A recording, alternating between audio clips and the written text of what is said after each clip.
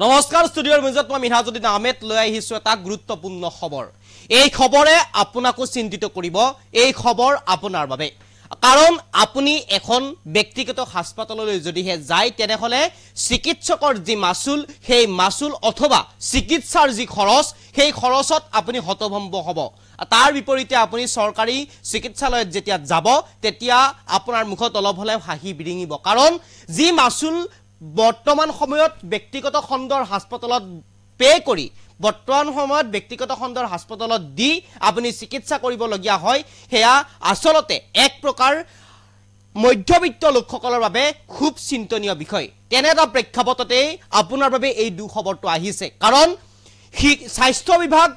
মুখ্যমন্ত্ৰী ডক্টৰ হিমন্ত বিশ্ব শৰ্মাৰ হাতলৈ যাবলৈ মাত্ৰ এমাহো হোৱা নাই, আৰু তাৰ পিছতে এনেদৰে এতিয়া ৰাজ্যত চৰকাৰী চিকিৎসকৰ পদত্যাগৰ জোৱাৰ উঠিছে। কি গুৱাহাটী চিকিৎসা মহাবিদ্যালয়, কি যোৰহাট চিকিৎসা মহাবিদ্যালয়, কি অসম চিকিৎসা মহাবিদ্যালয়, কি শিলচৰ, কি ডিফু, কি ধুবুৰী, সকলো চৰকাৰী চিকিৎসালয়ৰ পৰা এতিয়া চৰকাৰী চিকিৎসকে পদত্যাগ কৰিছে। তাৰ কাৰণ কি এতিয়ালৈ স্পষ্ট হোৱা নাই, কিন্তু এফালৰ পৰা চৰকাৰী চিকিৎসালয়ৰ যিসকল চিকিৎসক আছে এই চিকিৎসকসকলে একেলগে একেদিনাই এফালৰ পৰা এতিয়া পদত্যাগ পত্ৰ প্ৰদান কৰিছে স্বাস্থ্য বিভাগৰ হাতত। স্বাস্থ্য বিভাগটো মাত্ৰ কেইদিনমান পূৰ্বে কেশৱ মহন্তৰ হাতৰ পৰা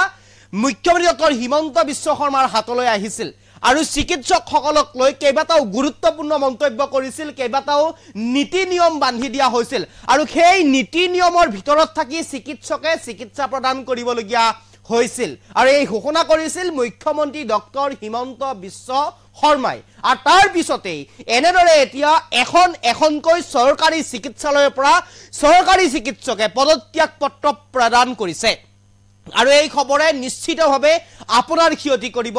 এই খবৰে নিশ্চিতভাৱে মধ্যবিত্ত লোকসকলৰ কাৰণে খুব এক প্ৰকাৰৰ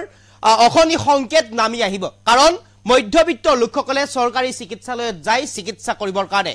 যদিহে এনেধৰণে চৰকাৰী চিকিৎসকে এফালৰ পৰা চিকিৎসালয়ৰ পৰা পদত্যাগ পত্ৰ প্ৰেৰণ কৰে তেনেহলে চৰকাৰী চিকিৎসালয় উকা হৈ পৰিব, আৰু যাৰ পৰিপ্ৰেক্ষিতত আপোনাৰ দৰে লোকসকল বা মধ্যবিত্ত লোকসকলে চৰকাৰী চিকিৎসালয়ত চিকিৎসা কৰাৰ পৰা বিৰত থাকিবলগীয়া হ'ব। অত্যাধিক মাসুল দি ব্যক্তিগত খণ্ডৰ চিকিৎসালয়ত চিকিৎসা কৰিবলগীয়া হ'ব পাৰে, আৰু এক প্ৰকাৰ যেন মুখ্যমন্ত্ৰী ডক্টৰ হিমন্ত বিশ্ব শৰ্মাৰ হাতত স্বাস্থ্য বিভাগটো অহাৰ পিছতেই এনেদৰে এতিয়া চিকিৎসকে পদত্যাগৰ জোৱাৰ উঠিছে। ইতিমধ্যে উল্লেখ কৰিছো গুৱাহাটী চিকিৎসা মহাবিদ্যালয় হওক, যোৰহাট চিকিৎসা মহাবিদ্যালয়েই হওক, অসম চিকিৎসা মহাবিদ্যালয়েই হওক, কি ধুবুৰী, কি ডিফু, সকলো ফালৰ পৰা এতিয়া চিকিৎসকে পদত্যাগ পত্ৰ প্ৰেৰণ কৰিছে। এই মুহূৰ্তত সবিশেষ আপোনালোকৰ বাবে। ৰাজ্যত চৰকাৰী চিকিৎসকৰ পদত্যাগৰ জোৱাৰ, কেইবাগৰাকী চিকিৎসকে একেলগে কৰিলে পদত্যাগ, এটা অশনি সংকেত বুলি ক'ব লাগিব। গুৱাহাটী চিকিৎসা মহাবিদ্যালয়ৰ পৰা পদত্যাগ কৰিলে 16 গৰাকীকৈ চিকিৎসকে, যোৰহাট চিকিৎসা মহাবিদ্যালয়ৰ পৰা পদত্যাগ কৰিলে 13 গৰাকীকৈ চিকিৎসকে, অসম চিকিৎসা মহাবিদ্যালয় হাস্পাতালৰ পৰা পদত্যাগ কৰিলে 11 গৰাকীকৈ চিকিৎসকে, আৰু আনহাতে শিলচৰ, নলবাৰী, কোকৰাঝাৰ, ডিফু চিকিৎসা মহাবিদ্যালয়ৰ চিকিৎসকেও কৰিলে পদত্যাগ। ধুবুৰীৰ পৰা পদত্যাগ কৰিছে কেইবাগৰাকী চিকিৎসকে। অৱশ্যে এই পৰ্যন্ত 2-এজনক বাহিৰে কোনো এগৰাকী চিকিৎসকৰে গ্ৰহণ কৰা নাই পদত্যাগ পত্ৰ। জিএমচিএচ আৰু এমচিএচৰ এগৰাকীকৈ চিকিৎসকৰ পদত্যাগ পত্ৰ গ্ৰহণ কৰিছে বিভাগে। ধুবুৰীৰ পেথলজি, জিএমচিএচৰ ৰেডিঅলজি আৰু এমচিএচৰ নিউৰলজিৰ এগৰাকীকৈ চিকিৎসকৰ গ্ৰহণ কৰিছে পদত্যাগ পত্ৰ বিভাগীয় কৰ্তৃপক্ষই। আৰু এই মুহূৰ্তত এই গুৰুত্বপূৰ্ণ খবৰটো আপোনালোকৰ বাবে লৈ আহিবৰ কাৰণে চেষ্টা কৰিছো। ৰাজ্যত যেন এইখন এখন দীঘলীয়া তালিকা, এইখন এখন দীঘলীয়া তালিকা, এই তালিকাতে সন্নিৱিষ্ট হৈ আছে চৰকাৰী চিকিৎসকসকলৰ নাম, যিসকল চৰকাৰী চিকিৎসকে এনেদৰে তালিকা সহকাৰে পদত্যাগ পত্ৰ প্ৰেৰণ কৰিছে। এফালৰ পৰা তালিকা সহকাৰে এই তালিকা ইতিমধ্যে ওলাই আহিছে, আৰু এই তালিকাত সন্নিৱিষ্ট হৈ আছে যিসকল চৰকাৰী চিকিৎসকে পদত্যাগ কৰিছে, প্ৰত্যেকগৰাকীকৈ নাম ইয়াত সন্নিৱিষ্ট কৰা হৈছে। আৰু এনেদৰে এফালৰ পৰা কেইবাগৰাকীও চৰকাৰী চিকিৎসকে পদত্যাগ কৰা বিষয়টোৱে এক প্ৰকাৰৰ যেন অশনি সংকেত নামি আহিছে স্বাস্থ্য খণ্ডলৈ কাৰণ স্বাস্থ্য খণ্ডটো মাত্ৰ কেইটামান দিন হোৱা নাই কেশৱ মহন্তৰ হাতৰ পৰা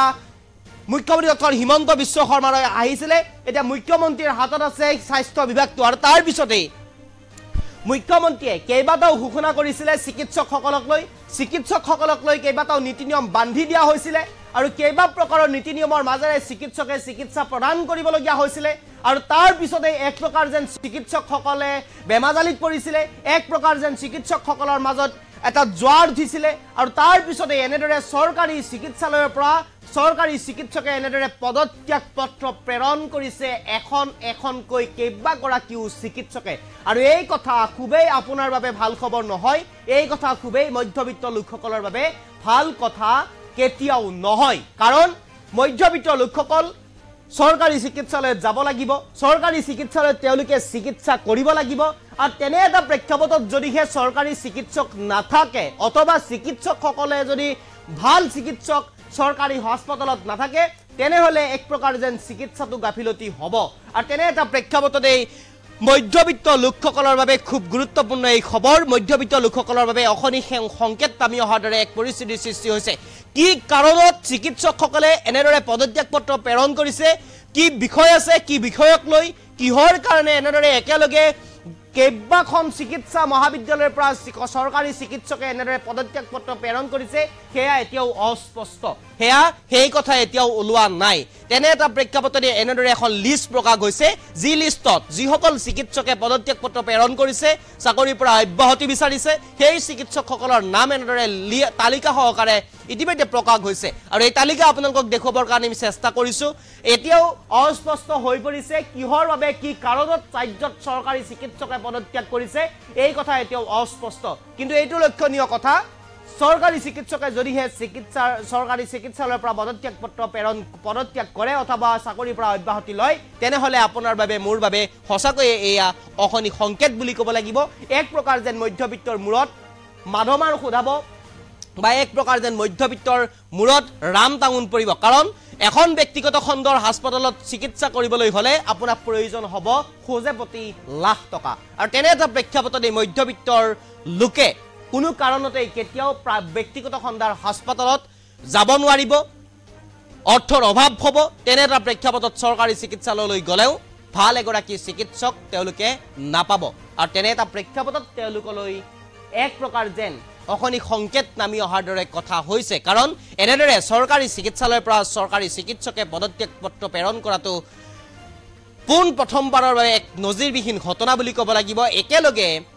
গুৱাহাটী চিকিৎসা মহাবিদ্যালয় যোৰহাট চিকিৎসা মহাবিদ্যালয় অসম চিকিৎসা মহাবিদ্যালয় এণ্ড হাস্পতাল ডিফু চিকিৎসা মহাবিদ্যালয় ধুবুৰী চিকিৎসা মহাবিদ্যালয় নলবাৰী চিকিৎসা মহাবিদ্যালয় আৰু এনেদৰে কেইবাখন চিকিৎসা মহাবিদ্যালয়ৰ পৰা প্ৰায় কেইবাগৰাকীও চৰকাৰী চিকিৎসকে পদত্যাগ পত্ৰ প্ৰেৰণ কৰিছে কি কাৰণত এনেদৰে একেলগে কেইবাগৰাকীও চৰকাৰী চিকিৎসকে পদত্যাগ পত্ৰ প্ৰেৰণ কৰিছে সেয়াও এতিয়াও অস্পষ্ট আৰু এনেদৰে এতিয়া নজিৰবিহীন এটা ঘটনা সংঘটিত হৈছে এইখন অসমত আৰু ইতিমধ্যে আমি ক'ব লাগিব কেশৱ মহন্তৰ হাতৰ পৰা দায়িত্ব মুখ্যমন্ত্ৰী ডক্টৰ হিমন্ত বিশ্ব শৰ্মালৈ অহাৰ লগে লগেই এনে ঘটনা সংঘটিত হৈছে আনহাতে মুখ্যমন্ত্ৰী ডক্টৰ হিমন্ত বিশ্ব শৰ্মাই কেইবাটাও গুৰুত্বপূৰ্ণ ঘোষণা কৰিছিলে কেইবাটাও গুৰুত্বপূৰ্ণ ঘোষণা কৰাৰ পিছতেই চিকিৎসকসকল বিভিন্ন নীতি নিয়মৰ মাজত আবদ্ধ হৈ পৰিছিলে বিভিন্ন নীতি নিয়মৰ মাজেৰে তেওঁলোকে চিকিৎসা প্ৰদান কৰিবলগীয়া হৈছিলে আৰু তাৰ পিছতে যেন এক প্ৰকাৰ এক সিদ্ধান্তত উপনীত হৈছে চৰকাৰী চিকিৎসকসকল চৰকাৰী চিকিৎসকে এনেদৰে এতিয়া পদত্যাগ পত্ৰ প্ৰেৰণ কৰিছে বিভাগীয় কৰ্তৃপক্ষলৈ অৱশ্যে এতিয়ালৈকে দুই এজনক ভিতৰ কৰি বা দুই এজনক বাহিৰে এগৰাকী চিকিৎসকৰ পদত্যাগ পত্ৰ গ্ৰহণ কৰা নাই স্বাস্থ্য বিভাগে গুৱাহাটী চিকিৎসা মহাবিদ্যালয়ৰ ৰেডিঅলজি বিভাগৰ পৰা ধুবুৰীৰ পেথলজি বিভাগৰ পৰা আৰু যোৰহাটৰ নিউৰলজি বিভাগৰ পৰা এগৰাকীকৈ তিনিগৰাকী চিকিৎসকৰ পদত্যাগ পত্ৰ গ্ৰহণ কৰাৰ বিপৰীতে বাকি আটাইকেইজন চিকিৎসকৰে এতিয়ালৈ পদত্যাগ পত্ৰ গ্ৰহণ কৰা নাই স্বাস্থ্য বিভাগে আৰু এই মুহূৰ্তত এক প্ৰকাৰ নজিৰবিহীন ঘটনা বুলি ক'ব লাগিব অসমৰ ক্ষেত্ৰত পূৰ্বে এনে ধৰণৰ ঘটনা সংঘটিত হোৱা নাছিল এনেকৈ একেলগে আটাইকেইখন চিকিৎসা মহাবিদ্যালয়ৰ ফালৰ পৰা চৰকাৰী চিকিৎসকে পদত্যাগ পত্ৰ প্ৰেৰণ কৰা নাছিল কৰবাত যদি কাৰোবাৰ কিবা ব্যক্তিগত অসুবিধা থাকে তেনেকৈ এজন বা দুজন চিকিৎসকে কেতিয়াবা নিজৰ ব্যক্তিগত অসুবিধাৰ বাবে পদত্যাগ পত্ৰ প্ৰেৰণ কৰিছিল কিন্তু একেলগে একেদিনে একে সময়তে একেখন চিকিৎসা মহাবিদ্যালয়ৰ পৰা এনেদৰে চিকিৎসকে পদত্যাগ পত্ৰ প্ৰেৰণ কৰা স্বাস্থ্য বিভাগলৈ এয়া এক নজিৰবিহীন ঘটনা পূৰ্বে এই ঘটনা কেতিয়াও হোৱা নাছিল অসমৰ ক্ষেত্ৰত এক প্ৰকাৰ যেন ইয়াৰ কাৰণে মুখ্যমন্ত্ৰী ডক্টৰ হিমন্ত বিশ্ব শৰ্মা সম্পূৰ্ণ জবাবদিহি হ'ব লাগিব কাৰণ হিমন্ত বিশ্ব শৰ্মাৰ হাতত আছে স্বাস্থ্য বিভাগ বৰ্তমান সময়ত আৰু স্বাস্থ্য বিভাগ হাতত থকাৰ পিছতো এনেদৰে কিয় সংঘটিত হ'ব পালে কিয় এনে ঘটনা সংঘটিত হ'ল চৰকাৰী চিকিৎসালয়ৰ পৰা চিকিৎসকে কিয় পদত্যাগ পত্ৰ প্ৰেৰণ কৰিবলগীয়া হ'ল একেদিনে একে সময়তে একেখন চিকিৎসা মহাবিদ্যালয়ৰ পৰা সেয়াও লক্ষণীয় বিষয় সেয়াও বিচাৰ্যৰ বিষয় সেয়াও প্ৰশ্নবোধক থাকি যাব কাৰণ এই সকলো বিষয় সন্দৰ্ভত এতিয়া মুখ্যমন্ত্ৰী ডক্টৰ হিমন্ত বিশ্ব শৰ্মা জবাবদিহি হ'ব উত্তৰ দিব লাগিব কাৰণ স্বাস্থ্য বিভাগটো আছে তেওঁৰ হাতত আৰু এই মুহূৰ্তত এই নজিৰবিহীন ঘটনা এক মধ্যবিত্তসকলৰ বাবে দুখবৰ বুলি ক'ব লাগিব বা চৰকাৰী চিকিৎসা খণ্ডৰ বাবে এক দুখবৰ চৰকাৰী চিকিৎসকে এনেদৰে পূৰ্বে কেতিয়াও পদত্যাগ কৰা নাছিল একেলগে একে সময়তে একেখন চিকিৎসা মহাবিদ্যালয়ৰ পৰা আৰু এই মুহূৰ্তত লৈ আহিছোঁ এই সবিশেষ খবৰ এনে দৰ্শকৰ বাবে